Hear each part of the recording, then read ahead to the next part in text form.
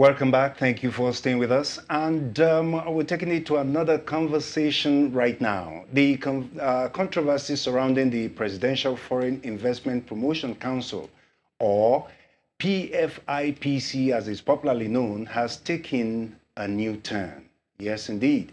The alleged fictitious organization reportedly created by Prince Adeyemi Matthew is now raising broader questions, not just about the claims surrounding the group itself, but about how it reportedly secured engagements with public institutions and attracted official attention before concerns were raised. Indeed, with recent developments involving the presidency, the Central Bank of Nigeria, and the Independent Corrupt Practices and Other Related Offences Commission, that is the ICPC now, the focus is increasingly shifting to institutional processes. How the government agencies verify organizations before engaging with them is one major question. What checks are expected within the federal bureaucracy, and what lessons does this case offer for strengthening transparency and accountability in public institutions? Well, to help us examine these issues, we're joined at this moment by public affairs analyst and development consultant, Mr. Jide Ojo. Thank you so much for joining us, Mr. Ojo, on the program this morning. It's my pleasure. Good morning. All right, let's kick off the conversation. The controversy has now moved beyond the alleged fake council itself. We're also looking at how government institutions responded once the issues were raised. I mean, you've seen some of the latest developments, the fact that the Ministry of Foreign Affairs, did receive a correspondence and alerted the Office of the National Security Advisor over some irregularities with regards to that council. And it appears that, well, as of now, nothing was done after those concerns were raised. What do you make of these developments in the investigation so far? Well, it is a good thing that the President has asked the Independent Corrupt Practices and Other Related Offences Commission, ICPC, to dig into that matter for giving it 1 month timeline, and they are also looking into it. The Senate has said that they will look into it after the ICPC probe. But what I can tell you authoritatively is that this guy did not act alone. This guy has facilitators within the corridors of power. I've watched a couple of his interviews. He did say that his ally that is dead, I don't want to say that was murdered, because we cannot really establish the veracity of how Tanimola, who he said was his ally, who aided and abetted him in committing this heinous crime. And that each time he runs into a big war, he contacts Tanimola, and Tanimola, 42 years old, who has been established to have some very key government link with key government officials. That each time he runs, he calls him, he facilitates things, smoothing the path for him to get whatever he wants. So it is not too surprising. And I hope that whoever is probing into this will be able to unravel how and who are these very powerful individuals within the corridors of presidency that actually was aiding and abetting this crime. Because it's obvious this guy did not act alone. And you could see the suspicious way in which all traces of probe has been blurred. First, when the whistle was blown in October 2025, within 5 days of that leak, the Tanimola guy was said to have been severely burnt in a fire And investigations that I've read shows that it was like it was targeted for that inferno, even though there were said to be 4 other people who died in that inferno. Then you ask yourself, this guy, when he was at the National Hospital, someone offered to take him to Mina, which the family resisted. He eventually died at the National Hospital. The hotel where this incident happened is already raised to the floor. We do not know under what authority that hotel was demolished. And that is about the only live witness that facilitated many of these things. You will find the head of service saying that the office space that this Adeni occupied was actually allocated to the secretary to office of the secretary to the federal government, SGF office. So who actually converted it to the agency's office without due process from the office of head of service? So there are so many questions that answer at this point. But suffice to say that if government really want to unravel this case, they will have to really dig deep. You have heard also the guy saying that he met with the DG of budget, Director General in Nigerian Budget Office, and actually sought his assistance to get his agency into the budget, but was told that it was late for 2025 budget, but something will be done for 2026 budget. Well, the DG budget needs to come out and say what he knows, whether he actually facilitated the 1.3 billion that was that was said to have been put in the budget of a fake agency in 2020. Then I've also read about a bank account that was opened where the central bank said they actually got a mandate to open the account from the Office of Accountant General.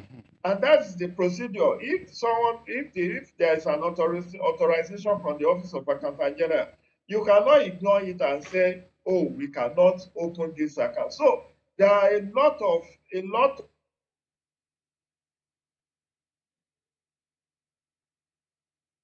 things to actually come out to say what they know about the operations of this fake agency.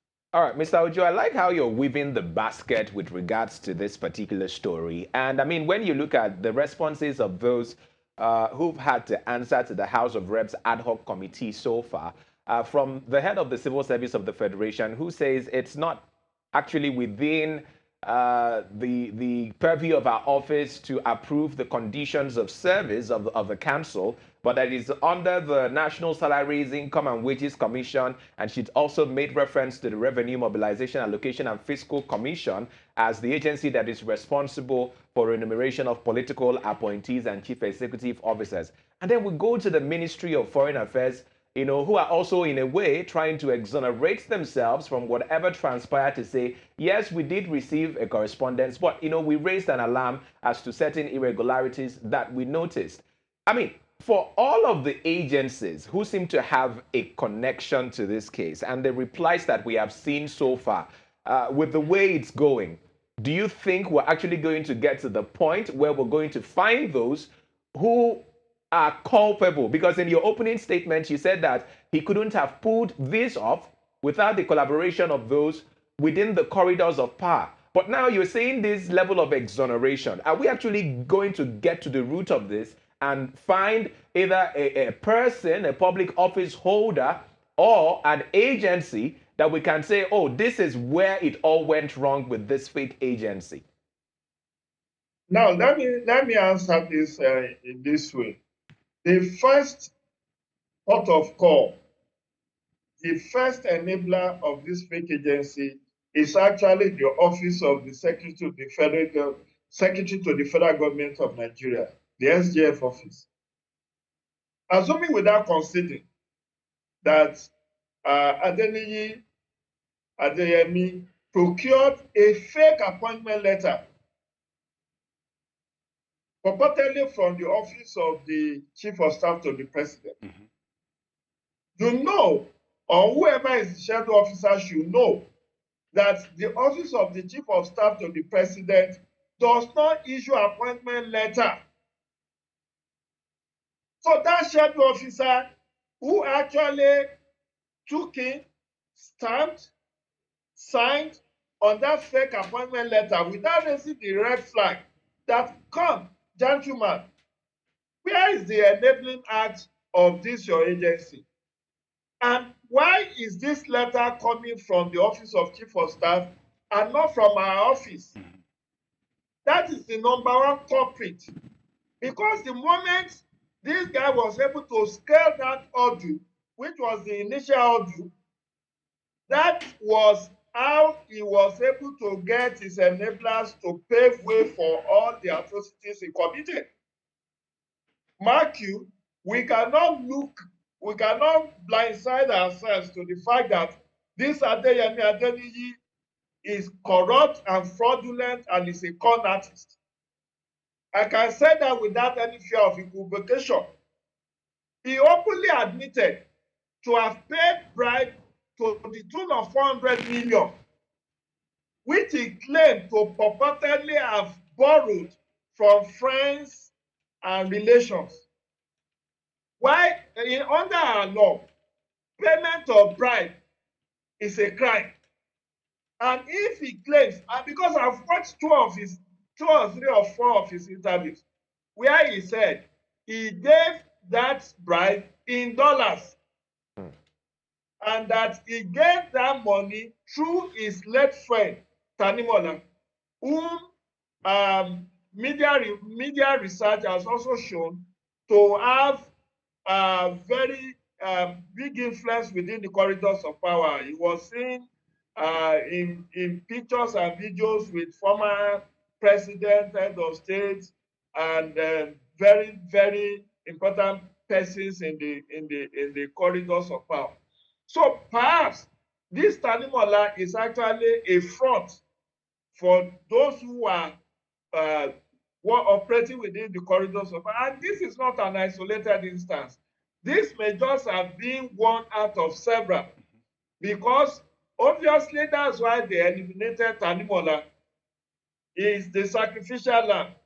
They needed, because the moment that letter came from the Foreign Affairs Office to raise alarm after the one that was sent in, petition sent in by the National Investment and National Investment Promotion Council, which was the agency that first petitioned the Office of the Chief of Staff and the Office of the Secretary to the Federal Government, which now milited to the Office of Chief of Staff, and then the Chief of Staff washed his hands off it. That those enablers are the ones that eliminated Tanimola. And they have also tried to eliminate Adeniyi Adeyemi, because he said, there have been assassination attempts on his life. But be that as it may, if this president wants to unravel what really transpired, it has the capacity to do it. Because all the call logs on the phones of Adeyemi Adeniyi from about March 2024 can be traced, and can be forensic audit will reveal whom and who did he speak with and all of that. And he has also shown, from what I've seen of him, that he knows he's going down, but he will not go down alone. So he wanted to, as much as possible, spill the beans. And I believe he must be cooperating with the authorities now, after his arrest, naming names and telling what he knows about it. But it is so unfortunate, and it's a very huge bureaucracy we have in Nigeria. But if the president wants to do due diligence, DSS alone will unravel everything about this case. But will they allow that to happen? That is secondary. Where does the Office of the National Security Advisor stand in all of this? Because it seems they had responded to that advisory by the Ministry of Foreign Affairs, but no action was taken. And that is where the House of Reps ad hoc committee investigating this case seems to have an issue. Why do you think they did not respond or take action after those concerns were raised? I wouldn't know. Thank God the National Security Advisor is alive. and his office needs to actually come out clean. Why they didn't respond to that letter from the office of from the Federal Ministry of Foreign Affairs. Like I keep saying, this guy did not act alone. And this is not an isolated case. I need to let you know that this is not an isolated case. This is one out of several. And that's why, you know, there are people who claim to be lobbyists, influence peddlers, who walk around the presidency. They don't have an office. They only know key people in government. And let me also tell you why this is becoming sticky is the fact that this agency is non-existent, was not established by any act. There are several agencies in government that those who are occupying those positions today paid every bribe to get those appointments. They paid every bribe to people in the presidency to get that appointment. And it's a genuine appointment. But this one, why it becomes embarrassing to the federal government of Nigeria is because this one does not even have any enabling act, was not established by any law or act of parliament, it was not in a federal executive body. But let me be sincere with you.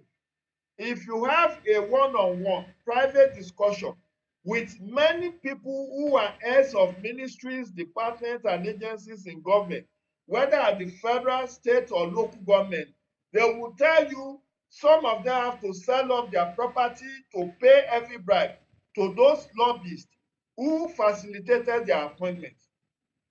And that is why our government is full of corruption. Because imagine this Adeyemi, assuming without considering that he paid 400 million to get this appointment, and he claimed that this 400 million he borrowed, and that those who borrowed the money has now even dragged him to EFCC, asking that EFCC should help them to recoup their money. Now, if it's not greed, if you can pay 400 million as bribe to get an appointment, for God's sake, if you borrow 400 million to start a business and you know what you are doing, will you not prosper in that business? But this guy, because of his pedigree, he's a con artist. He was said to have been sacked by the Osun State government, where he allegedly was the protocol officer in charge of visa and travel, and that he only lasted 4 months on that job. He has scammed his people in Ogbomoso. He has scammed students. He has scammed even state government. So he has that pedigree. He wants to reap where he did not sow. He was able to get a loan, and those who trusted him to loan him 400 million were also hoping that this guy, when he gets into office, will facilitate contracts, appointments, and all of that for them, even if after he may have paid them back. So everybody investing in him knew that they were doing it with greed in their head. And that's why I'm saying this case, if the federal government of Nigeria wants to unravel it, it's just that Mr. those Ojo, enablers within the system are very powerful individuals. Yeah, because of our time, just the last round of questions. There's been an interesting development. Senior advocate of Nigeria, Femi Falana, who had, said he was going to take up the case pro bono initially, has now withdrawn from the case. He didn't give any reason. And first, why do you think he has withdrawn from the case? Secondly, does this change anything in the investigation? Is it going to affect the case in any way? Sincerely speaking, I was shocked when Femi Falana said he was going to take up this case. Because, obviously, I mean, as a lawyer, you are free to even defend a criminal. Somebody who our law presumes you innocent until found guilty. But for a non-felon like this guy, who has a pedigree of fraud, who is someone who can claim to have been elected into a world body, world youth organization that does not exist, and shows picture evidence and even place advert and all of that, went to all the first class obas in the Yoruba land from Ofife to, this guy, maybe after learning sick, now saw, because there are a number of media houses like Daily Trust and a couple of others, Premium Times, that have done research, that have dug into even his Facebook account. They have seen that this guy is not really saying the whole truth. He has granted 2 interviews to VDM, which I've also had the opportunity to listen to. So when you know that this guy himself is not coming to equity with clean hands, and as a lawyer, a human rights activist, you have to be very wary of your reputation, because there have been those who even malign the Femi Falana that the reason why he's taking up this case is because he lost out in the bid to be the Attorney General and Minister of Justice. That's why he's interested. So he possibly have thought about it that, look, this would do an incalculable damage to my reputation, and it's better I wash my hands off. Because whether the Adeniyi himself or those who enable him to perpetrate the fraud, both of them should serve jail terms.